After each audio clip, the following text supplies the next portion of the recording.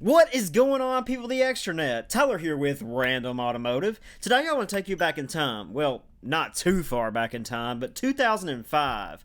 It doesn't really seem like it, but that was 17 years ago. Ah yeah, the mid-2000s. A time where everybody had to have the new Motorola Razr. You know, those little flip phones. Did you have one of those? I had one of those. Those were great. So with the economy down after the terrorist attacks of September 11, just 4 years ago, it was a bustling time for automakers. Well, kinda. The automobile world sold many interesting vehicles. The Chevy SSR was the neatest bubble truck on the road, the HHR was just going into production, and Honda was on its second year of this. Oh yeah, the Honda Element. I remember seeing these and thinking, this has to be the ugliest toaster on the road. But it took a long time for me to actually appreciate what these are. It's a small SUV with tons of room, it has suicide doors for easy loading, and a rubber floor that you can hose down after you pick up your buddy after he has a few too many. So this was actually a car of practicality that went relatively unnoticed due to its risky aesthetics at the time. But with this productive car, a new trend is coming up. Modifications are one thing, but this is a new level. This is a clearly modified example of a very practical car made more practical. Here's Rick's 2005 Honda Element. He bought this new in 2005, and it now has over 300,000 miles on it. And of course, it has an interesting story, so we're going to let him tell you all about it. Yeah, 2005 Honda Element, or what's left of it. Bought it in 2005 new at Darrell Watcher Honda in Franklin. I always wanted one.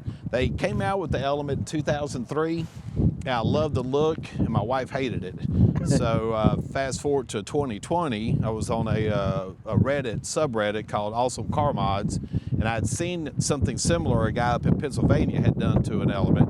And I've been wanting to get a side-by-side, but they were just so expensive. I was like, maybe this is something we could do. Yeah. And when my wife woke up that morning, I showed her a picture of it, thinking she'd be, you're out of your mind. You're going to cut up a perfectly good car. Right. And she's like, I love that. So yeah, here it is. Okay. Yeah, it's funny because I'm in a Facebook group, Honda Element owners. Right. And this is the only year they did khaki, because I was going to do flat black, and my wife was like, you ought to leave it this. Right. So people on that Element or Facebook group were angry because I chopped up, what they considered a collectible Honda Element because of the color. Right. And but it looks great. It looks military. A lot of people were like, man, that thing's going to fold in two. It's not going to go anywhere. Right. But Will Luttrell, who did the work here in Lewisburg, he welded in some square tubing underneath, and in the roll bar too. Right. It actually is stiffer now and drives better. Before we took all the parts off of it. And the brush guard's actually for a Ford F-150, but it fit. Okay. I got it on Craigslist for like $100. So have you ever done any sort of off-roading in this thing, or is it just on the street? Okay. If you look at a little bit of mud that's still caked on the doorpost there, I almost got stuck in the Duck River and on the bank of the Duck River, but I managed to wheel out of there. And just a couple of the interior modifications I do see. I see you put a speaker up here because your speakers were originally in the door. Yes, they were. So that would be gone. Now, these mirrors aren't original, so how did that work out? I went to AutoZone and found a mirror and stuck it on there. So that was just one of those you buy in the package. Right. And then you kept, so these wheels, or these obviously aren't stock too. No, they're Rota wheels. I had seen an Element that had not been modified that had this wheel and tire package, and I loved it. There was a Reddit on Reddit, a Honda Element, and I messaged the guy, and he said, these are the specs, and I ordered them. Sure. And it looked great and fit well. They look good. And then you've got, you've welded on some Fender Flares here, I see. Yeah, that actually was an idea by one of the guys at Will's shop. He was a young guy. He said, what about us doing some, flare? And I was like, I love that idea. So they came up with that look and tacked it on there. And that looks good. And then, is this your light bar? No, actually,